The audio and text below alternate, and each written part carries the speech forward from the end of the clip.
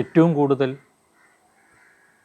അനുകൂലമായ സമയം വരുന്ന രാശിക്കാരാണ് കുംഭം രാശിക്കാർ. അവിട്ടം നാളിൻ്റെ പകുതിയും ചതയം പൂർണ്ണമായും പൂരിട്ടാതി കാൽഭാഗവുമായി കാൽഭാഗവുമായി നിൽക്കുന്ന ആ രാശിക്കാർ, ആ രാശിയിൽ ജനിച്ച വ്യക്തികൾ ഈ വർഷം വളരെയധികം നേട്ടങ്ങളുണ്ടാക്കാം. ആഗ്രഹ സാഫല്യം എന്നൊക്കെ വിളിക്കാൻ കഴിയുന്ന സാഹചര്യമാണ് കുംഭം രാശിക്കാരുടേത്. രാഷ്ട്രീയത്തിലേക്ക് ഏറ്റവും ഉയർച്ച വരുന്ന രീതിയിൽ, അല്ലെങ്കിൽ നമ്മൾ മിനിസ്റ്റർ പദവിയിലേക്ക് വരുന്ന രീതിയിലുള്ള കാര്യങ്ങൾ ഈ വർഷം ഉണ്ടാകുന്നതാണ്.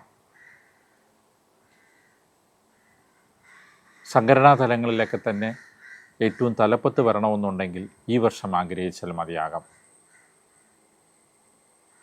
ഭൗതികമായി നമുക്കൊരു കാര്യം സാധിച്ചേ പറ്റൂ എന്നുള്ള രീതിയിൽ നമ്മൾ ഒരുപാട് കാലമായി ചിന്തിക്കുന്നെങ്കിൽ അത് ഈ വർഷം വിചാരിച്ചാൽ നടക്കാം. ഏറ്റവും കൂടുതൽ വിജയമുണ്ടാകുന്നത് ആധ്യാത്മിക രംഗത്തുള്ള വ്യക്തികൾക്കാണ്. ആധ്യാത്മിക രംഗത്തുള്ള വ്യക്തികളെ സംബന്ധിച്ചിടത്തോളം ഈശ്വര സാക്ഷാത്കാരം എന്ന് വിളിക്കുന്ന സാഹചര്യത്തിൽ എത്താൻ കഴിയുന്ന രീതിയിലുള്ള കാര്യങ്ങളാണ് ഈ വർഷം ഉണ്ടാകുന്നത്.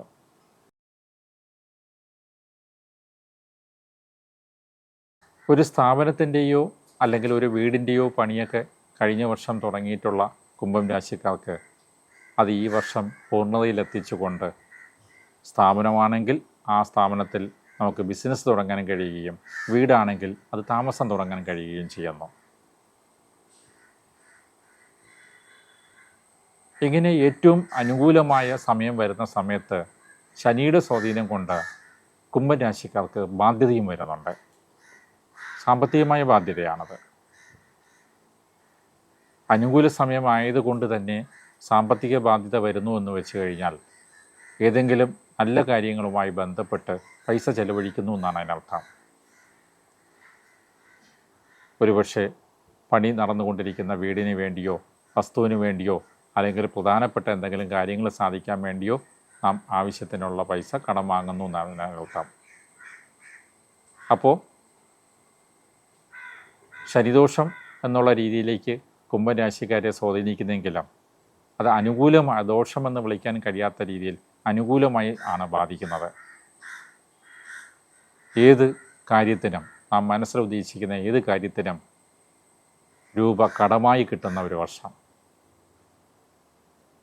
കടമായി കിട്ടുന്നത് ശരിയായി വിനിയോഗിക്കുന്ന കാര്യം സ്വാഭാവികമായിട്ട് നമ്മൾ വിവേചനത്തോടെ ചിന്തിക്കണം. കുംഭം രാശിക്കാരെ സംബന്ധിച്ചിടത്തോളം ആരോഗ്യപരമായി പരിശോധിച്ചാൽ അലർജിയോ സ്കിൻ വിഷയങ്ങളോ വിഷാംശം ഉള്ളിൽ ചെന്നുള്ള വിഷയങ്ങളോ ആണ് ഉണ്ടാകേണ്ടത്. ഏത് ആഹാരത്തിലും ഇന്ന് വിഷാംശം അടങ്ങിയിട്ടുണ്ട്. പക്ഷേ കുംഭം രാശിക്കാരെ സംബന്ധിച്ചിടത്തോളം ഈ വർഷം കഴിക്കുന്ന ആഹാരങ്ങളിൽ വിഷാംശം അല്പം കൂടുതലാണെങ്കിൽ പെട്ടെന്ന് തന്നെ അത് ശരീരത്തിന് എഫക്റ്റ് ചെയ്യും. ഏതെങ്കിലും അസുഖം, എന്ത് അസുഖമായിക്കോട്ടെ, കുംഭം രാശിക്കാർക്ക് ഈ വർഷം അസുഖം വരികയാണെങ്കിൽ അത് ഫുഡ് പോയിസൺ വഴിയാണോ എന്ന് ആദ്യം പരിശോധിക്കേണ്ടി വരും.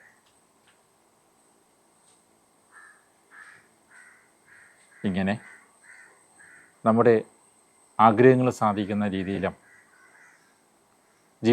ജീവിതത്തിൻ്റെ ഉയർച്ചയ്ക്ക് വേണ്ടിയുള്ള അടിസ്ഥാനങ്ങൾ ചെയ്യുന്ന കാര്യത്തിലും സാമ്പത്തികമായിട്ട് വലിയ രീതിയിലുള്ള നേട്ടങ്ങൾ ഉണ്ടാക്കുന്ന രീതിയിലും ജോലിപരമായോ കുടുംബപരമായോ നാം ഉദ്ദേശിക്കുന്ന രീതിയിലേക്ക് ഉയർച്ചകൾ ഉണ്ടാക്കുന്ന രീതിയിലും ഏറ്റവും അനുകൂലമായ സമയം തന്നെയാണ് ഈ വർഷം.